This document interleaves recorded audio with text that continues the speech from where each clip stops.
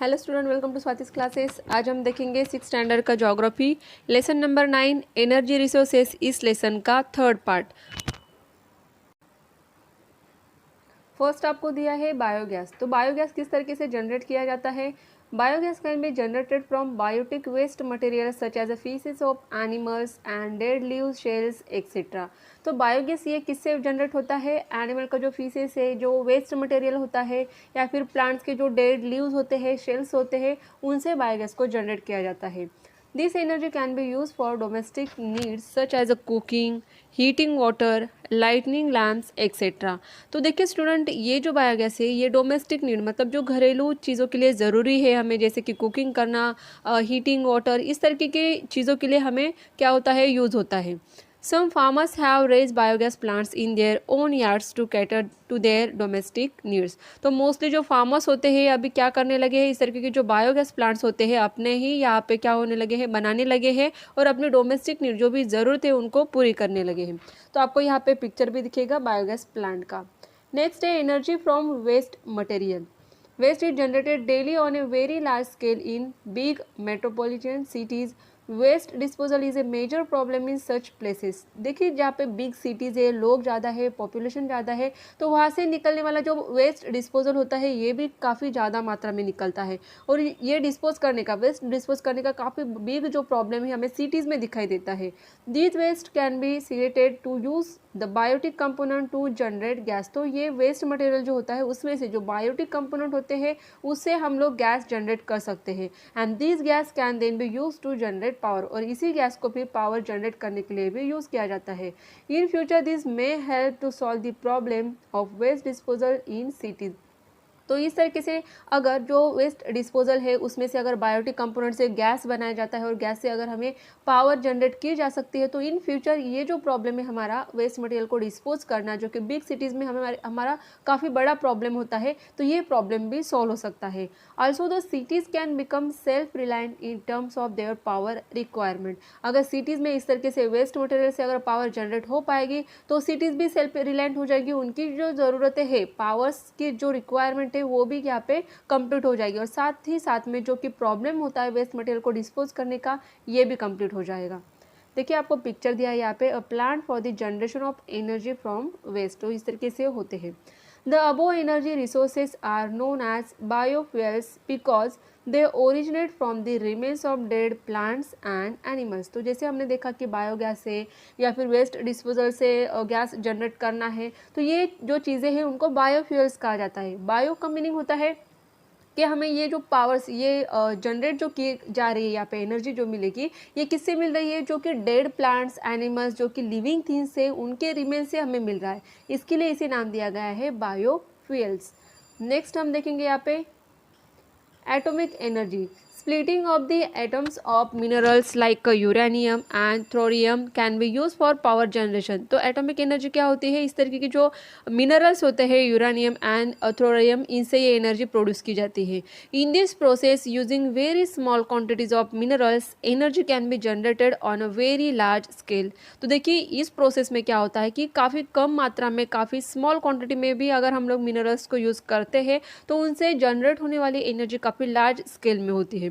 Only a few countries in the world like India, USA, Russia, France, Japan use atomic energy. सिर्फ इन्हीं देशों में इस तरीके की एनर्जी प्रोड्यूस की जाती है। आपको यहाँ पे पिक्चर भी मिलेगा। And atomic power generation plant इस तरीके के होते हैं।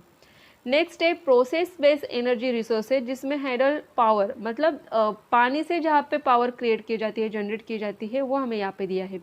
हाइडल पावर और हाइड्रो पावर भी कहा जाता है, is the power obtain from the kinetic energy of running water. Kinetic energy means क्या होता है, गतिज ऊर्जा। जैसे कि यहाँ पे क्या है, रनिंग वाटर मतलब बहने वाला पानी है, तो उससे यहाँ पे पावर ऑब्टेन की जाती है या फिर प्रोड्यूस की जाती है। Hydel power does not cause any degradation of the environment. और इस प्रोसेस में किसी भी तरीके का पर्यावरण का नुकसान नहीं होता है। Also the water use in generating power can still be use again. और यहाँ पे जो पानी हम लोग यूज़ करेंगे पावर जनरेट करने के लिए, वो फिर से हमें बाकी चीज़ों के लिए भी यूज़ कर सकते हैं। ऐसा नहीं है कि हमने पावर यूज़ करने के बाद जो वाटर है वो ख़राब हो जाएगा, नहीं, ऐसे बिल्कुल नहीं होता है।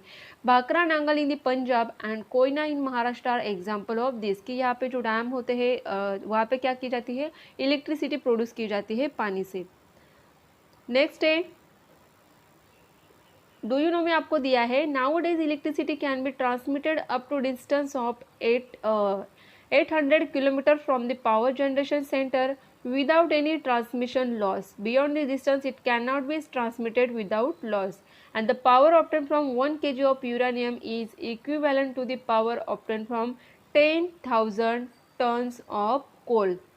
तो देखिए, जैसे हमने देखा था कि एटॉमिक एनर्जी में जो मिनरल्स यूज़ किए जाते हैं, यूरेनियम जो यूज़ किया जाता है वो काफ़ी कम मात्रा में, जैसे कि 1 kg अगर यूरेनियम से हमें यहाँ पे कितने 10 एनर्जी जितनी मिलने वाली है उतनी ही एनर्जी हमें 10,000 टन्स ऑफ कोल अगर हम लोग यूज़ करेंगे तब जाके वो एनर्जी मिलती है।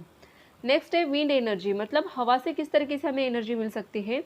Man has been using this resource since hundreds of years. कैसे यूज़ करते हैं, for example in a sail boats. तो काफ़ी साल पुराने जब लोगों के पास ये सारी जो इक्विपमेंट्स नहीं थे, जैसे कि शिप वगैरह, तो उस टाइम लोग क्या करते थे, सेल बोट्स को किस तरीके से यूज़ करते थे कि एयर के through.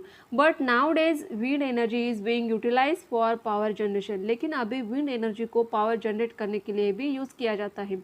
For power generation a wind speed of 40 to 50 kilometre per hour is required.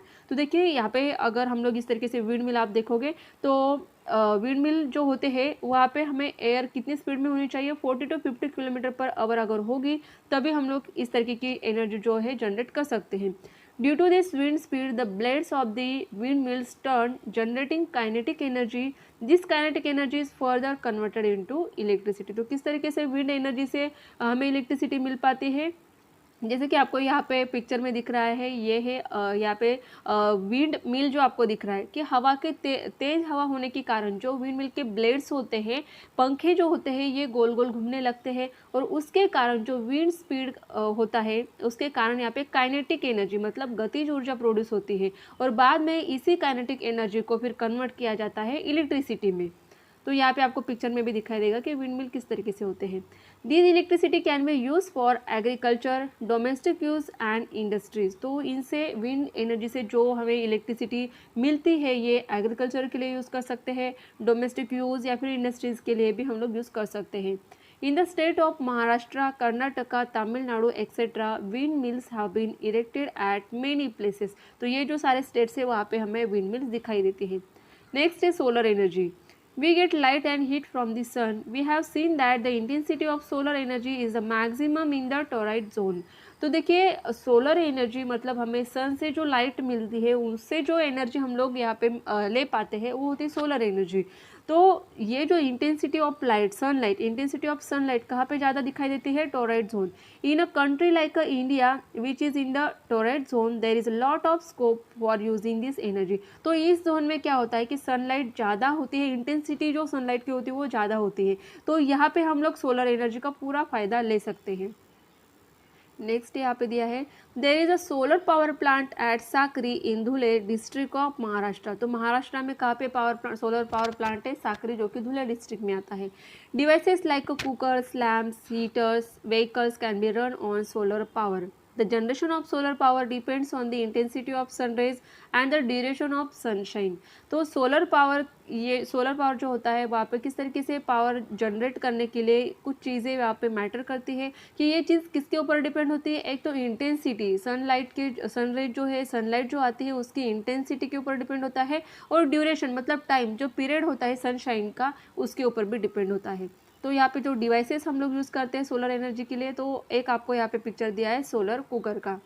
Next है टाइडल एनर्जी, मतलब जो टाइड्स होती है, वेव्स होती है ओशन की, सी की, उनसे भी एनर्जी प्रोड्यूस की जाती है।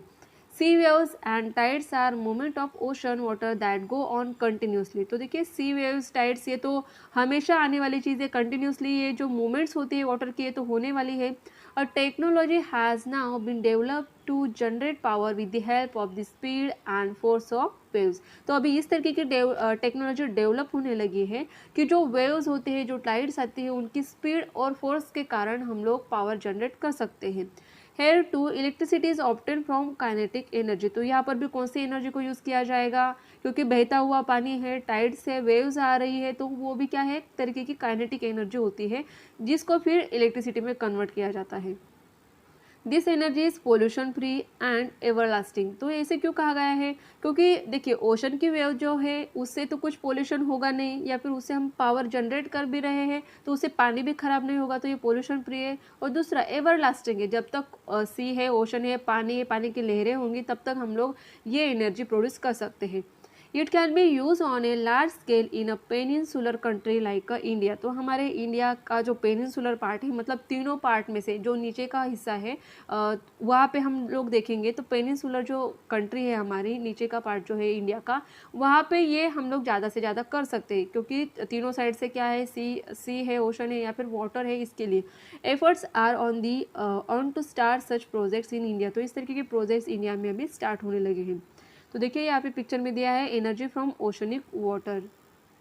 नेक्स्ट हम देखेंगे यहाँ पे जियोथर्मल एनर्जी। तो जियोथर्मल एनर्जी क्या होती है कि हमारे अर्थ के अंदर जो भी हीट होती है उसको यूज़ करके जो एनर्जी प्रोड्यूस की जाती है उसे जियोथर्मल एनर्जी कहा जाता है। Hot water springs have always been an object of curiosity for man. They can be seen at Unapdev, Vajreshwari, Manikaran etcetera. The temperature in the Earth's interior increases by 1 degree Celsius at a depth of every 32 metres. तो देखिए अर्थ का जो interior अंदर का जो हिस्सा है वहाँ पे अगर हम नीचे नीचे जैसे जाते हैं तो हर 32 मीटर्स के बाद जो टेम्परेचर है वहाँ का 1 डिग्री सेल्सियस से क्या होता है, इंक्रीज होता है, बढ़ता है। Man has now developed a process whereby this underground heat can be utilized to generate power। अभी लोगों ने इस तरीके के टेक्निक डेवलप करने लगे हैं कि जो अंडरग्राउंड हीट है, ज़मीन के अंदर की जो हीट है उससे हम लोग क्या करेंगे, पावर जनरेट कर पाएंगे। One such project is located at Manikaran, Himachal Pradesh in India. तो इस तरीके का एक प्रोजेक्ट है जो कहाँ पे है, मणिकरण, जो कि हिमाचल प्रदेश में है। All the above energy resources are abiotic. तो ये सारे जो एनर्जी रिसोर्सेज क्या है, अबायोटिक है। They cause minimum pollution and they are also known as inexhaustible energy resources. Inexhaustible मतलब कभी भी ख़त्म ना होने वाले, अनलिमिटेड सोर्सेज है। सनलाइट से मिलने वाली सोलर एनर्जी है, जब तक सन रहेगा तब तक हमें एनर्जी मिलेगी। जो विंड एनर्जी हवा से हमें मिल रही है तो ये अबायोटिक थिंग होती है, अबायोटिक रिसोर्सेस है, और इससे कोई भी पोल्यूशन भी नहीं होता है। और ये अनलिमिटेड थिंग्स है जो कि हमें नेचर में मिलने वाली है, हवा, पानी, सनलाइट, या फिर जियो थर्मल पावर जनरेशन के लिए हमें जो इंटीरियर हीट को हम लोग यूज़ कर रहे हैं तो ये हमेशा के लिए रहने वाला है। इसके लिए इसे क्या कहा गया है, इन एग्जॉस्टिबल एनर्जी रिसोर्सेस है, जिसे हम लोग यूज़ कर सकते हैं हमेशा। नेक्स्ट आपको दिया है एक तरीके की एक्टिविटी दी है आपको, डू इट योरसेल्फ में। Form groups of 5 to 8। तो यहाँ पे आपको क्या करना है, 5 से 8 लोगों का आपको एक ग्रुप बनाना है और एक रिसोर्सेज के ऊपर आपको क्या करनी है, इंफॉर्मेशन कलेक्ट करनी है। तो कुछ पॉइंट्स यहाँ पे आपको दिए हैं वो हम रीड करेंगे। Name of the energy resource, कि आप जो भी यहाँ पे इंफॉर्मेशन कलेक्ट करने वाले हो उस एनर्जी रिसोर्स का नाम लिखना है। Use of the energy resource, उस एनर्जी रिसोर्स के यूजेस जो भी रहेंगे वो लिखने हैं। Estimated cost of power generation, इस तरीके का अगर पावर जनरेशन होता है तो उसके लिए कितनी कॉस्ट लगेगी ये लिखना है। एडवांटेजेस, डिसएडवांटेजेस क्या है, कटिंग पिक्चर्स, इस तरीके के जो पावर जनरेशन या फिर जो प्लांट्स होंगे वहाँ पे तो आपको क्या करना है, उनके पिक्चर्स कट करना है। Environment friendliness of the energy resources कौन से है ये लिखना है। And other alternatives to the energy resource, कोई भी एनर्जी रिसोर्स के बारे में आप लिखोगे तो उसको अल्टरनेटिव और क्या यूज़ कर सकते हैं वो भी आप लिख सकते हो। Compile the information and present it in the classroom, इस तरीके से आप इन्फॉर्मेशन कलेक्ट करोगे और उसे प्रेजेंट करोगे अपने क्लास में। Choose the best and the most environment friendly energy resource with the help of all the presentation, इस तरीके से आपको प्रेजेंटेशन देना होगा। Energy resources must be use very carefully, the demand for energy is increasing all the time due to growing population. तो देखिए जैसे population बढ़ रहा है, जनसंख्या बढ़ रही है, तो एनर्जी रिसोर्सेज की जो डिमांड है वो भी अभी बढ़ने लगी है। Urbanisation and growing needs of man, तो अर्बनाइजेशन हो रहा है, लोगों की संख्या बढ़ रही है, अर्बनाइजेशन हो रहा है, और जो नीड्स है उनकी ज़रूरतें जो है लोगों की ये भी उसके साथ साथ बढ़ रही है। It is necessary to use alternative and non conventional energy resources to meet this need. तो इसके लिए हमें कुछ alternative non conventional energy resources find out करने होंगे कि जिसके कारण सारे लोगों की जो नीड्स है, जो ज़रूरत है वो पूरी हो सके। It is also necessary to use energy frugally and we must always avoid unnecessary use of electricity। देखिए स्टूडेंट, जब हमें ज़रूरत नहीं है तब हमें इलेक्ट्रिसिटी को ऐसे ही नहीं छोड़ना है। जैसे कि घर में हम लोग फ़ैन, कई बार ऐसे होता है कि फ़ैन चालू है, हमें बाहर जाना है और फ़ैन हम ऑन ही छोड़ देते, तो ऐसा हमें बिल्कुल भी नहीं करना है। अननेसेसरी अगर यूज़ इलेक्ट्रिसिटी का हो रहा है आपके घर पे तो आप इसे रोक सकते हो। It is easily possible for us to do so. तो ये चीज़ हम लोग कर सकते हैं इस चीज़ को कि हमारे घर में हम इलेक्ट्रिसिटी को केयरफुली यूज़ करेंगे, अननेसेसरी यूज़ को अवॉइड करेंगे। तो ये पूरा लेसन आपको इस तरीके से दिया हुआ था स्टूडेंट। आई होप आपको पूरा लेसन अच्छे से समझ में आया होगा। अगर आपको ये वीडियो अच्छी लगे तो वीडियो को लाइक ज़रूर कीजिए और चैनल को अभी तक सब्सक्राइब नहीं किया तो सब्सक्राइब ज़रूर कीजिए।